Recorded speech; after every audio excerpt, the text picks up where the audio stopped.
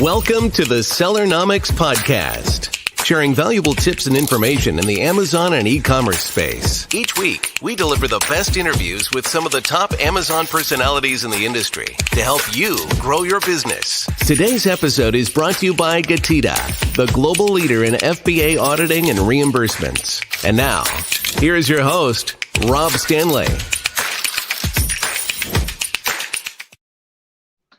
Hey everyone, welcome back to the Sellernomics Podcast. I got a really good one today.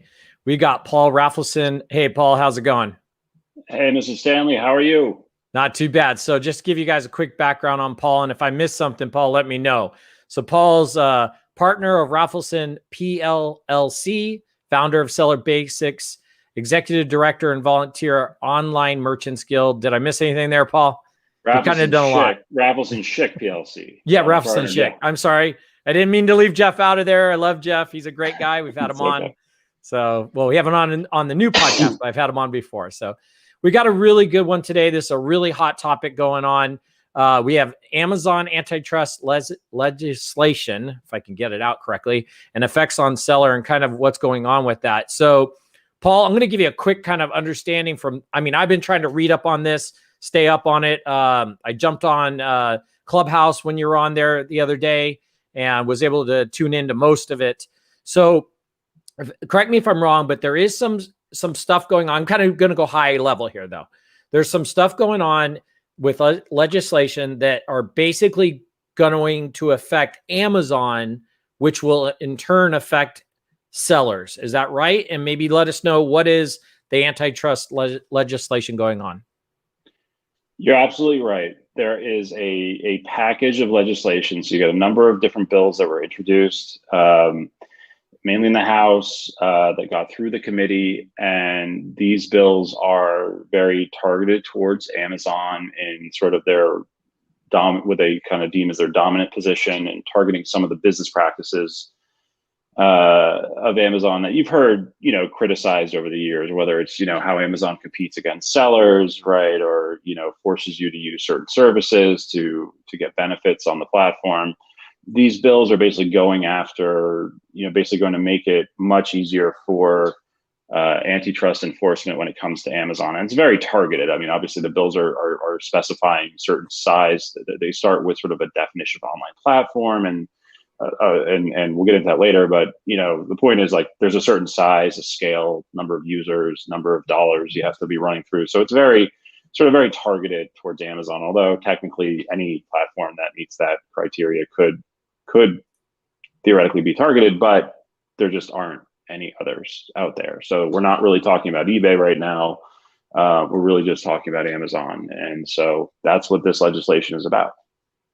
Yes. So they're specifically going after Amazon. Is that correct? I mean, which obviously is going to affect the entire community that we're all part of. Hugely. Absolutely. This legislation, while there's a lot of things that I view as, that could be really positive for the seller community. I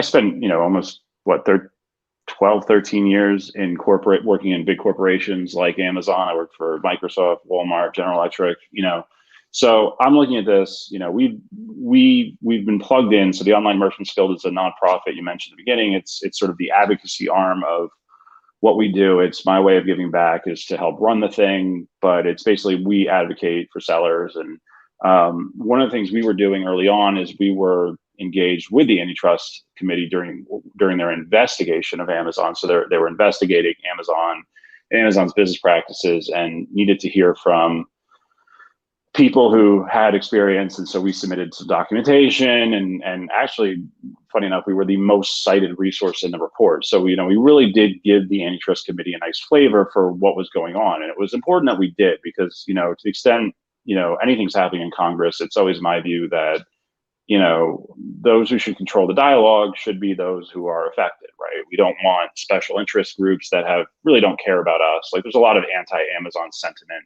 in the world right now, right? Whether it's because of the wages or the treatment of their workers or whatever the reason, it's out there. But that anti-Amazon sentiment doesn't necessarily mean it's pro-seller. It's not pro-us. It's just, they want to see Amazon take down a peg. They don't really care how it's done. That's not what we do. What we do is we fight for the community of online sellers. We view that the 500,000 Amazon sellers in the United States that make a living, according to Amazon, on Amazon, according to Amazon's latest release, right, need representation, need to make sure their voice is heard, and that, if decisions are going to be made about their future, it needs to come from us and be accurate and not spun for other reasons. And that's kind of what we're here to do. And so anyway, as a result of that antitrust investigation, you may remember Jeff Bezos testifying for Congress last year, and there was testimony about a year before that involving one of Amazon's lawyers. Anyway, the long, end result of that is that we now have these various legislation, one of which is an Amazon breakup bill, right now pending going through Congress. Yeah, so you mentioned a couple things there, Paul, I want to touch on real quick. So if I remember correctly, I think, did your name come up on some of the paperwork that was mentioned? And then also kind of go a little bit back on like what kind of led up to this? Is this something that just happened recently? Because I mean, it made the news quickly and we all kind of took notice because obviously sellers, we're all done with the seller community. Or is this something that started quite a long time ago and then took time to get to where it is today?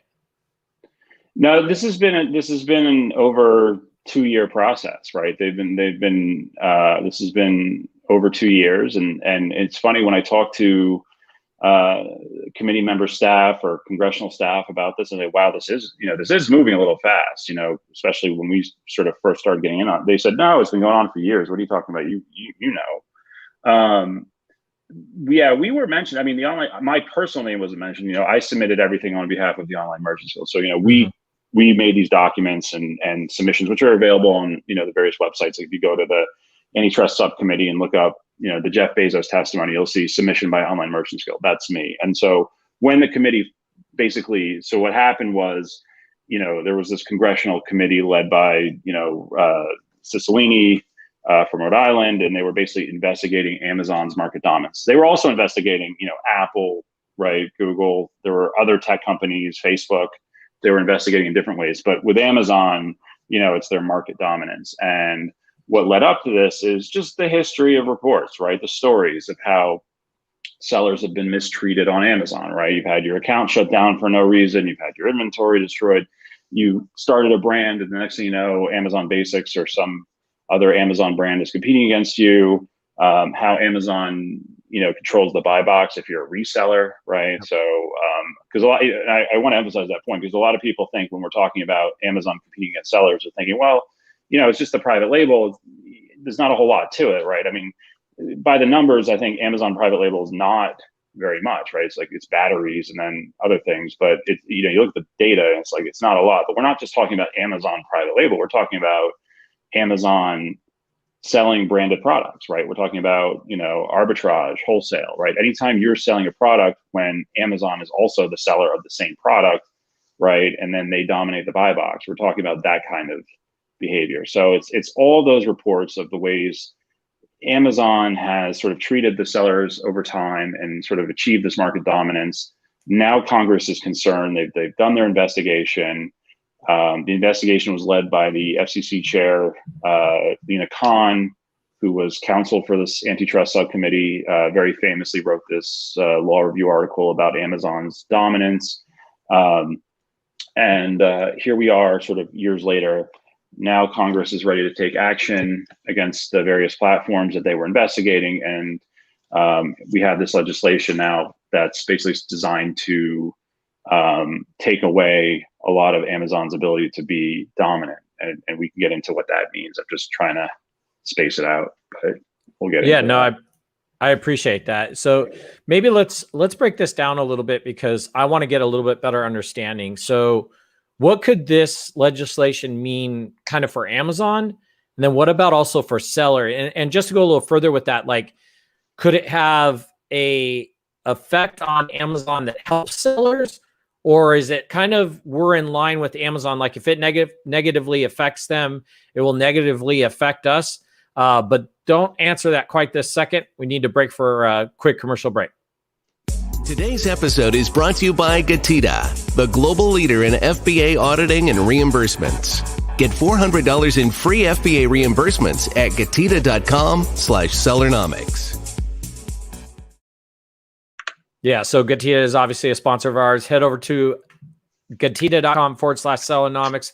I was just asking Paul Ralphson about how this could affect Amazon and also affect sellers. Is it related? Or maybe if it negatively affects Amazon, it positively affects the seller? Go ahead, Paul.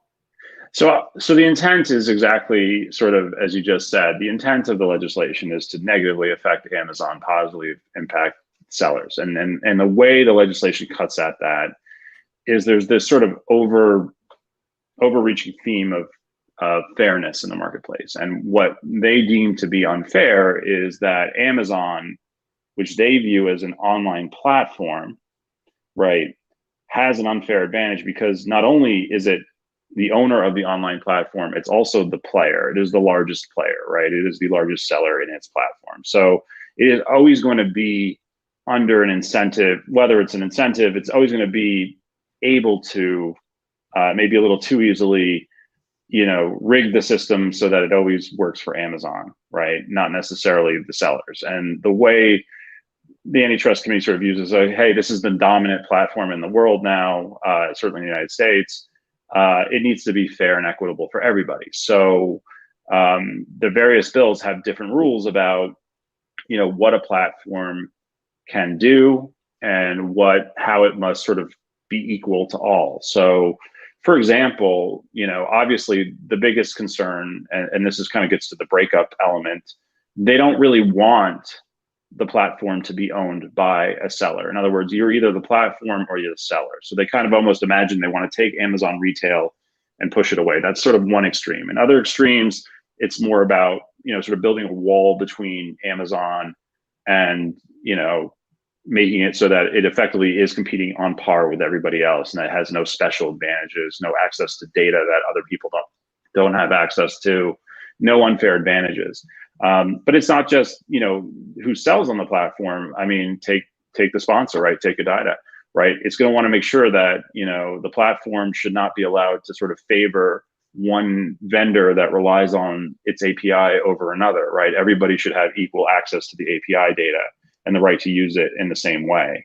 You can't make preferences. So it's really about creating sort of an equal platform that just, serves its purpose, almost like a utility in the way that they're doing it. But it's just like, the purpose of your internet service provider is to deliver broadband, right? Not to choose which companies get better broadband versus others, right? Like that would be bad if, I could pay my broadband company to, cut the internet speed of my competitors, right? That would be a bad thing. So it's sort of like almost like turns it into this online platforms, this idea of a utility, that it's just serving this sort of utility. It is the gateway to the national economy, and everybody has to play, but it has to be fair and equal rules for everybody, whether you're selling on the platform, whether you're a service provider that provides services to users of the platform, it should all be fair and equal. But the one with the most bite is the Jayapal bill, Congresswoman from Washington State, 3825, which actually says it's an illegal conflict of interest for an online platform to be owned by a seller. So by virtue of basically what she's saying is like, not only are these things conflicts of interest, but it's illegal to have them. So the only way to therefore resolve this is to break apart Amazon and say that Amazon, the store, will be its own entity, and Amazon, the platform, will be its own entity. FBA may have to be its own thing. And maybe liberalize the market to create competitive fulfillment companies that will offer the same service to be prime. But the idea is that they want to just liberalize the whole platform and just make it open for everybody, and not have ownership be conflicted. Now, does that mean PPC will go away? No, I spoke to them about this. They said PPC will stay. The platforms are allowed to do PPC as long as the methods are transparent and fair, and there's no preferences. So like, one could argue that Amazon being Amazon, one, if they're going to give themselves the buy box, do they even need to pay for PPC when they're competing against sellers on certain products? And if they do, it's not a real cost. Like, I mean, it's like, if it's an internal charge, it's kind of bogus, but it's not, they don't have to play by that rule, so they're already operating at an advantage. But in this world that they're envisioning, they view PPC as being allowed in the same way it's allowed on Google or anywhere else. Just has to be fair and equal treatment for anyone who wants to use it. Can't prefer, certain people over others. Just a fair bidding process. So that's the idea. So one could say, yeah, if you look at this legislation, that does sound like that could be really great for sellers. Like this could be a win, right? This could be, fair and equal treatment. That's what we want. We don't want these things to happen. We want transparency.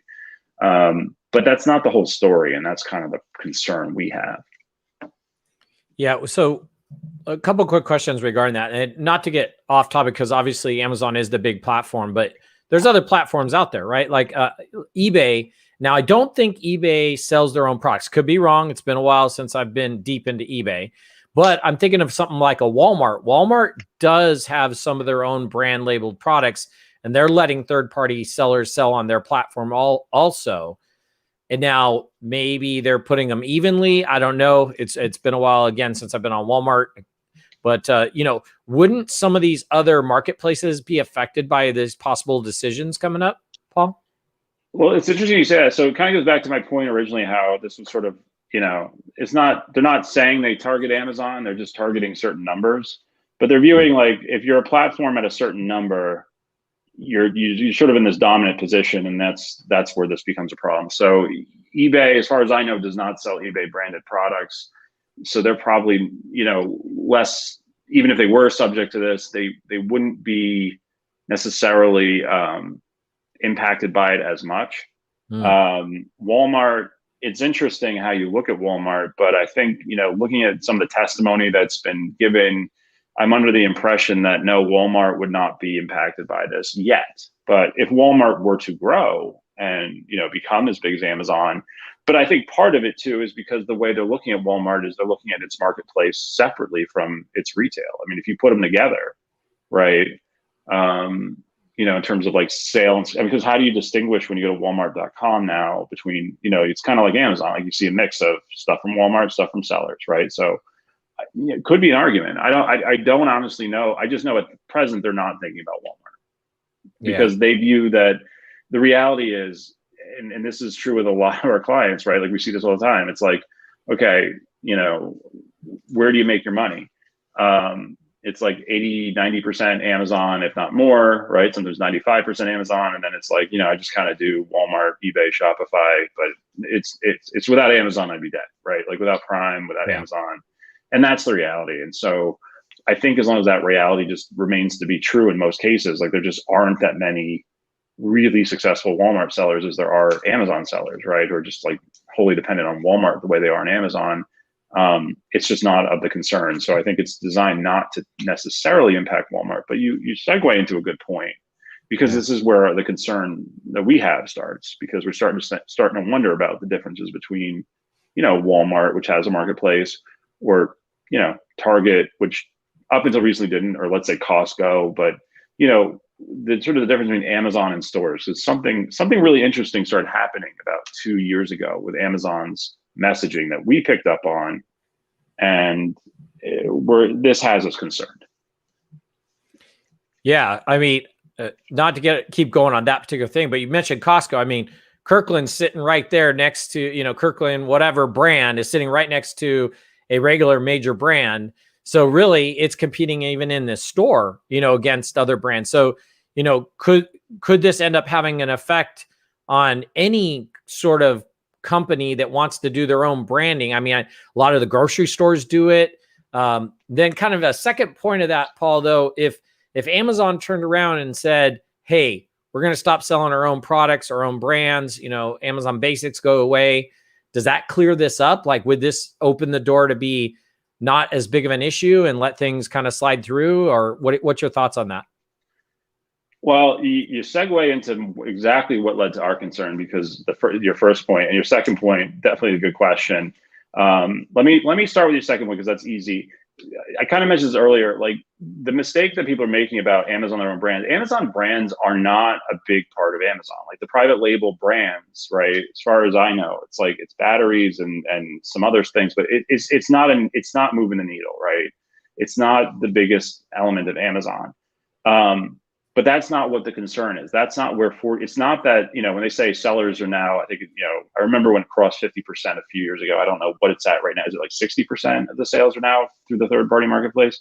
Yeah. But whatever it is, it's not as if that other 40% or 50, whatever that is, comes just from Amazon branded products. That's coming from Amazon products that are being sold through the Vendor Central model, right? So that could be, anything from, major brands like, Columbia or North Face. I'm just making it up. I don't know, but you know what I'm saying? Like, just in the same way that, it could be from Gillette razors in the same way that Walmart sells Gillette razors, right? Like those products. So that's the competition that's included in that other side. So it wouldn't have to be just Amazon getting rid of their private label. It would really just be having to be Amazon sort of separating themselves from the platform, or like you said, potentially ceasing to sell their own, their own vendor goods. Being in the wholesale relationship side of things, having their own brand relationships. I don't see that happening. But your other point is really kind of where this leads down to because you raise a really good point, and you raise a point that Amazon made, that we picked out. We told the antitrust committee, we said, please don't screw this up, because this is so important, because we can see what they're doing. You said something earlier about Costco, Kirkland products being sold next to the major brand, right? And you had a really good question about that. Do you think, Rob, that when Costco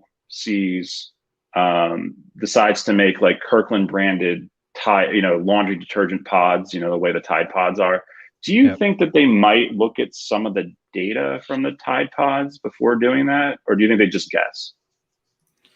Yeah, my guess is that not just even Costco, the grocery stores, they look and see what's selling, so if they're going to do their own brand, say it's a can of corn that's, sweetened can of corn or something like that. If that thing's going off the shelf, odds are they can see the sales data. They're going to say, we're going to make that. I think Costco would do the same thing. If they see a particular brand of what XYZ going through the shelf, they would probably go out there and do their own brand. Now, I've heard Costco, though, a lot of times will go to the brand that's doing well and ask to do like their own, version of it. And I think even the grocery stores do that.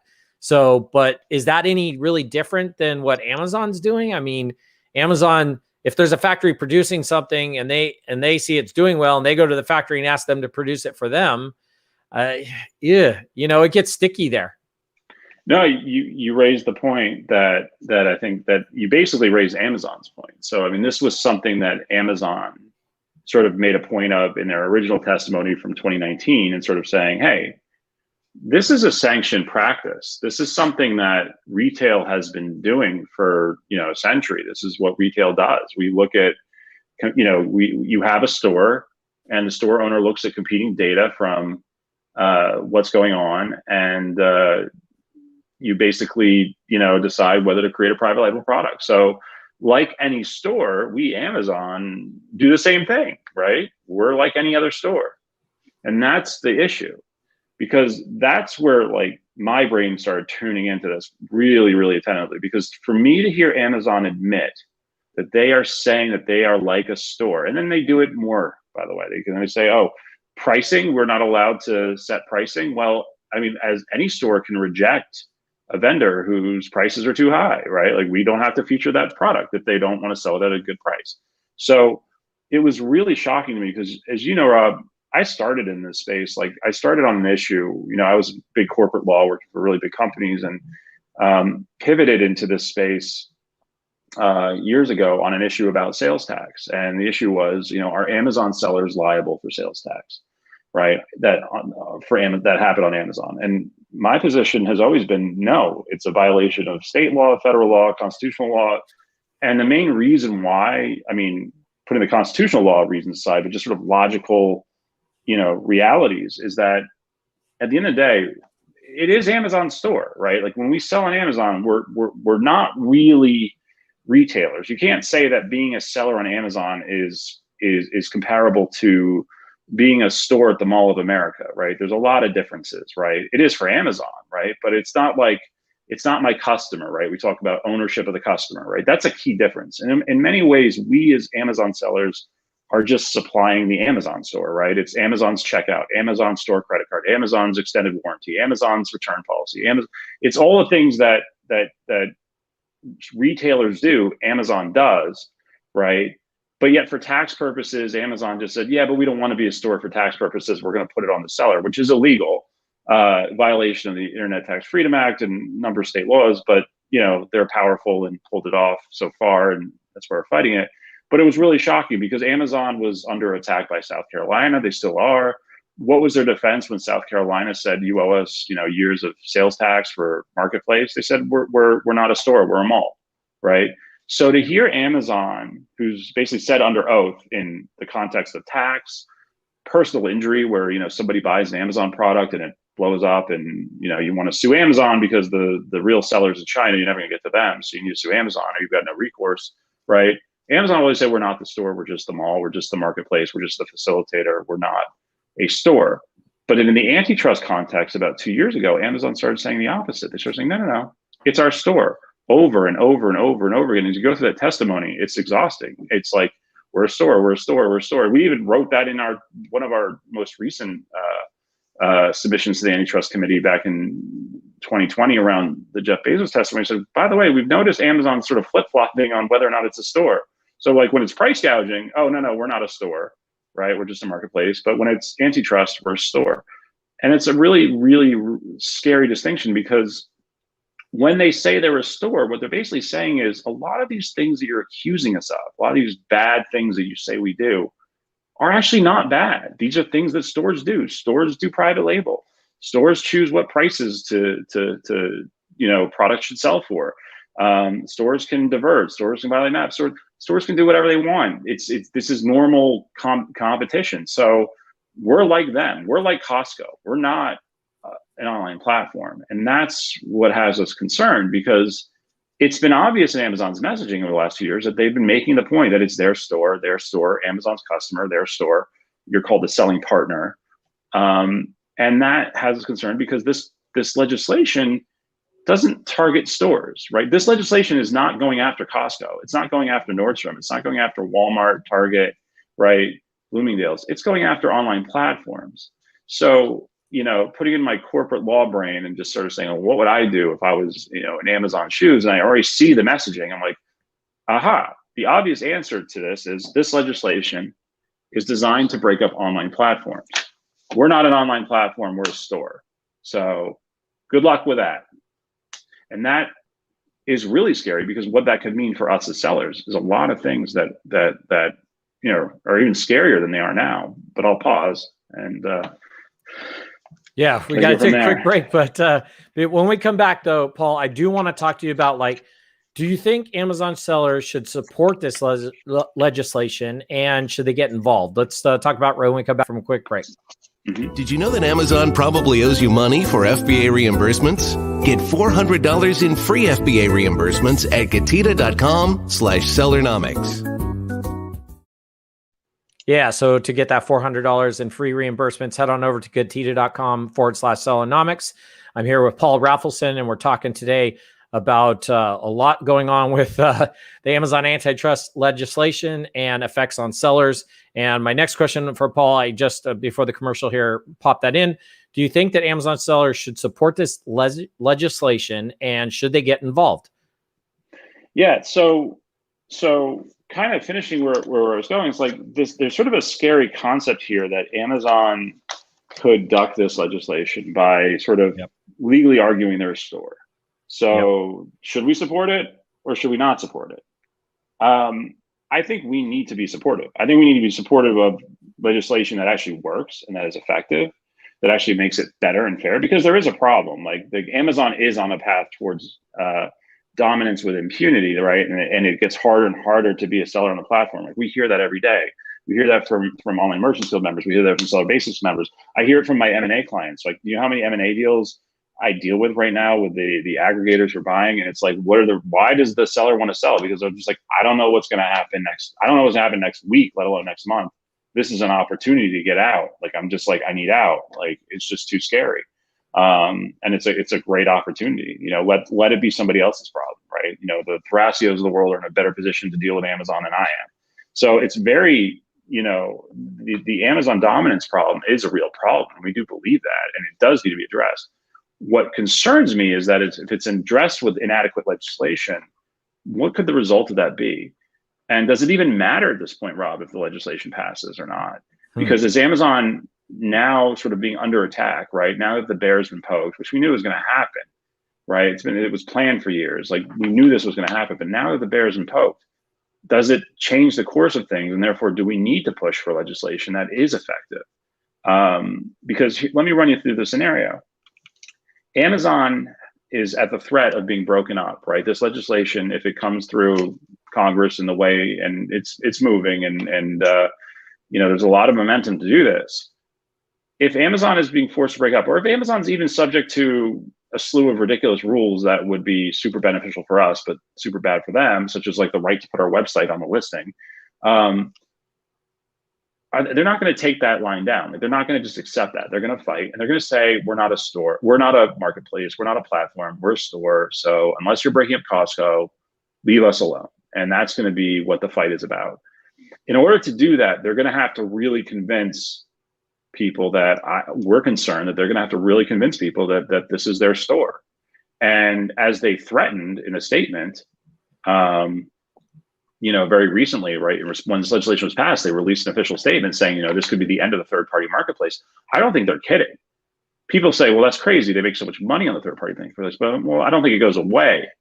But what I think happens is they convert it to sort of a vendor express model, where many of the principles of how 3P works will continue, but it's going to work in a model where you're selling to Amazon. So imagine no buy box, imagine complete Amazon control over the listing, right? They can decide on a whim who gets, top ranking, who doesn't. FBA is still around, but it's a consignment, right? It's like you're not just consigning your products to Amazon, you're doing something called flash title, which is something we used to do in retail. We're still doing retail where, at the moment of sale, me as the consigner, I'm deemed to have sold it to Amazon, and in that same split second, Amazon has been deemed to sell to the customer. So now Amazon is truly the vendor, they're the seller. They've established themselves as a store like Nordstrom, like Costco, like Target, like Home Depot. And by doing that, they've escaped all of this legislative scrutiny. But what they've also been allowed to do in that scenario is really consolidate their power over the sellers. I say, think Walmart in the 90s, for those of you who were alive then, the reputation of Walmart, it was always like the blessing and the curse of being able to sell your products to Walmart, because they were notorious for squeezing small suppliers to death. And just imagine that scenario where Amazon can sort of do the things it's been criticized overdoing, but now with impunity, because in a way, this is what stores have always done in the history, since the beginning of retail, and there's nothing we can do about it. And that scares me. And if this legislation passes and it's inadequate, it's not properly addressing what Amazon is it's not defining online platform in a way that would apply to Amazon or prevent Amazon from ducking under the cover of other stores. That scares me. If this legislation doesn't pass, that also scares me, because Amazon may still have to do this anyway, because the threat is real. They need to rebrand themselves. They need to get rid of that online platform label, and they don't really have a reason to keep it anymore. So the reasons for that. So I am supportive of legislation. I think we now have no choice but to get involved. I think we need to get involved, and we need to make sure Congress actually understands what the heck they're doing, because we have the people in Congress. I say this all the time. The people who asked Mark Zuckerberg how he makes money on Facebook without charging users are the people making decisions about our future, and they are not hearing from us. So yes, we need to get involved, and we need to figure out a way to raise money, to lobby, and to have our voice heard, and actually control the dialogue, because that's what Congress is going to rely on. These people are going to rely on our dialogue, or whoever can get into their ear to make decisions. And we certainly have the power to do that, but it's just very difficult getting everybody organized to do that. Yeah, that's some good information. And like I said, that was a great clubhouse that you did last week there. I tuned into. Steve Simonson had a lot of good points on that. So one of the points I heard kind of brought up, and we're not saying that people shouldn't get involved, but should they be freaking out right now, or just paying attention and kind of being in the loop, I don't think people should be freaking out. I think people should be running their business and going about their way. But I think, if there are people listening who, wonder, why are we just sitting here helpless, right? When there could be action being taken on my behalf to protect me. I mean, you can't ignore the fact that there is a threat, like that we are under a threat right now. It's not clear, it's not certain, but it is real. Like it is things are going to change. Things have the potential to change, and they have the potential to change bad. Will it happen this week? Probably not. But could it happen in the next few months, year, 2 years? Absolutely. I mean, it could happen very quickly. So it's not, we're not saying, throw in the towel and stop doing it, but it's just, here's me. I'm trying to just tell people this is what it is. This is how the world works. When major decisions are being made about your business in government, you're supposed to get together and build a coalition and lobby for your protection, for the benefit of your industry. And we're just not doing that. So, getting involved with the Online Merchants Guild is certainly one way to be supportive. But one isn't going to do it. We need everybody's participation. We need to raise real money. This isn't, it's not sales tax where certain people can say I'm not affected. It's not price gouging where people can say, well, that didn't affect me. I didn't sell price gouging goods. This is everybody. This is the way we do business. This is the way we all make a living. And so, if ever there was a time for people to sort of understand and realize that it's not just, contributing to the guild, which is a nonprofit, and so we can raise the money, which we have a lot of money to raise to get going. But it's really about getting your community leaders, right? Getting people like, you having us on the podcast, really helpful to get the word out. But if you have community leaders, influential people that that you've learned from, that you're part of, they need to get aware. They need to be protective, right? These people have, made money from you supporting them and buying courses and things, whatever it is. Like, everybody needs to do their part here because everybody has skin in the game. Like there's never been an issue in the history of our industry where everybody, from vendors to community leaders to outside consultants and lawyers, like we all have the skin in the game. We all have, right? The Prosper show, the whatever shows, all these conferences, like everybody, I sort of say, it's like, you don't want to be, if you're somebody, if you're an influencer in the Amazon space, right? Like, do you want to end up as useful as a MySpace influencer today in the next few years? That's the reality. And so you do have skin in the game. It's not just your people who sell on Amazon. It's all of us. We all have a responsibility to figure out how to get our message. Because do you agree? I mean, fundamentally, right? Like whether I'm right, whether I'm being speculative, like I said, I've been studying this. We've been in this for over 2 years, but regardless of whether you agree with my read, which I know is hard to hear because it's a little crazy, but look at Amazon's messaging. They're saying it. But whether or not you agree with me on that particular point, look at the bigger picture. These bills are real. They were passed, right? You can go on congress.gov, Google, 3825, 3826, 386. There's a whole bunch of them. You can go read them yourself. This is real. People in Congress are making decisions, very important decisions about our livelihoods that will impact our livelihoods more than anyone else. We will be impacted. Amazon, obviously, being on the other side of that, but we are the stakeholders. We're also voters. Should we have a say in that? I mean, is there any reason why somebody can explain to me why we should just let that process be with, Amazon controlling the dialogue on one side? And then, like I said, you've got these special interest groups that are very anti-Amazon, but certainly aren't pro-seller. Like, they're not pro-us. They have their own agenda, right? Social justice, whether it's, fairness and equality of treatment of workers, all, noble causes. I'm not criticizing. I'm just saying, but they're not caring about us. Like, those people don't have our interests at heart. The retailers don't have our interests at heart, right? They have their own interests, some of which may be aligned with ours, but nobody has 100% our interests at heart. Yet we are the true stakeholders in this one. And so, can you agree on that point? Like, should we not have a organized and coordinated lobbying PR sort of campaign running right now to make sure that our voices are heard? And actually, I believe we could actually control the dialogue. I actually believe we can be louder and more influential than Amazon, because unlike Amazon, we vote. Every one of our members and every person who is a potential member of the Online Merchants Guild is a voter, right? I mean, you live in the United States, you're a small business owner, you have a vote, which means you're going to mean more to a lot of people than one Amazon can. You'd be surprised how powerful that is, and I don't think people really get that. But that is important in Congress. We have a lot of. I guess that's what's frustrating, Robin. I'll stop, but I come from a world where that's normal, where when these things happen, you get a coalition, big companies throw a bunch of money in, their coalition's built split second, right? You want to ban large sodas in New York, all the beverage companies will fund a coalition in less than a minute, and it'll be off to the races they go. Here we have the potential to be one of the most powerful groups in the history of, like, in our world. Like we one of the most powerful lobbying groups out there. So many of us, and yet we're like sitting here helpless, like, just trying to get organized, and it's really frustrating. So I want people to get involved and do things, but I just don't know. We're still trying to work on that solution. So we have the guild, we've set up the vehicle.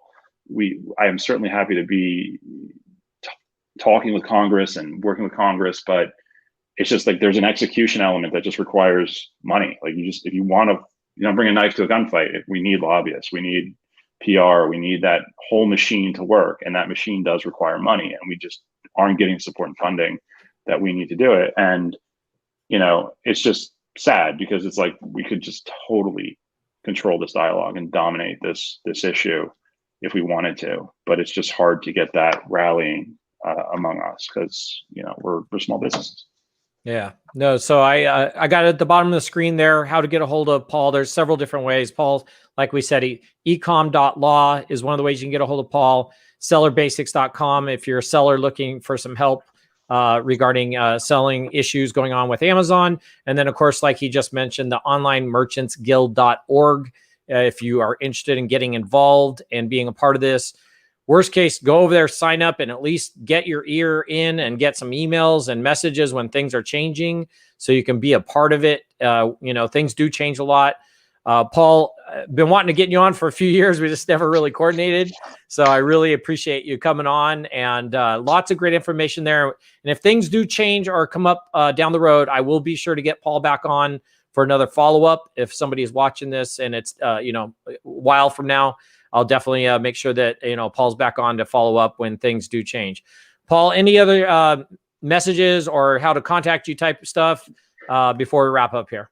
No, I like I said, it's I appreciate you having me on. I love sharing the message. I have a law practice. We're big in the M&A space. We're helping a lot of our clients exit. If you have any questions about what that looks like, feel free to reach out. We do complimentary consultations for exits, because we realize it's a very important decision. If you want to hire a broker, Seller Basics is a great program for protecting your business along the way. It's got some really amazing benefits. Check it out. And that's how you support us. That's how you support my firm. Online Merchants Guild is a nonprofit. I don't drive any income or anything from that. I devote my time. The funds we raise are used to pay for outside lawyers in lawsuits you can Google we've been involved in, pay for lobbying. Whatever it is we need to do to get the job done for you. This is my way of giving back to the community that I support and that supports me. And appreciate everyone for taking the time to listen and learn. And if you ever have any questions, just reach out, and love to talk to you, get to know you. Thanks so much, Rob. I appreciate you having me on here. Yeah. It's awesome to talk about this. And I think, it was a very encouraging clubhouse, a lot of leaders. I think we have a little bit of homework to do, but hopefully more will be forthcoming, and we can actually raise the money we need to really get this off the ground and make a difference. Because I just think it's an amazing opportunity for us to really, the last thing I'll say is, the one thing I left out is, what could we accomplish if we do this? Not just, on the one hand, we're trying to triage the worst case scenario. On the other hand, we have the potential to make it so much better. I mean, I'm talking about a seller bill of rights. I've had this conversation. True seller bill of rights, about what, this is our right to a livelihood, right? These platforms represent, our pathway to making a livelihood in this e-commerce economy. And there should be a bill of rights that just sort of guarantees us certain protections, fairness, and transparency, and how business is done on these platforms. Like I said, you wouldn't want your broadband company conspiring against you because your competitor paid them to. We want fairness and transparency on these platforms. I think that's absolutely achievable if we do this right. it makes perfect sense. So awesome. Well, Thank you so much.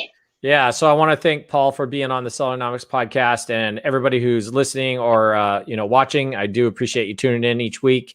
We will be we got one more this week, and then there will be a small break because Prosperous Show, of course, all the sellers should be there, and myself also. And be sure to tune in, and we really appreciate everybody tuning in to us. So take care, Paul, and I'll talk to you soon. Take care. Thanks, Rob. Thanks for joining us this week on the Sellernomics podcast. Special thanks to our sponsor, Getida. Did you know that Amazon probably owes you money for FBA reimbursements? Get $400 in free FBA reimbursements at Getida.com/Sellernomics. Be sure to join us again next week for more great tips on how to grow your business. And thanks again for listening.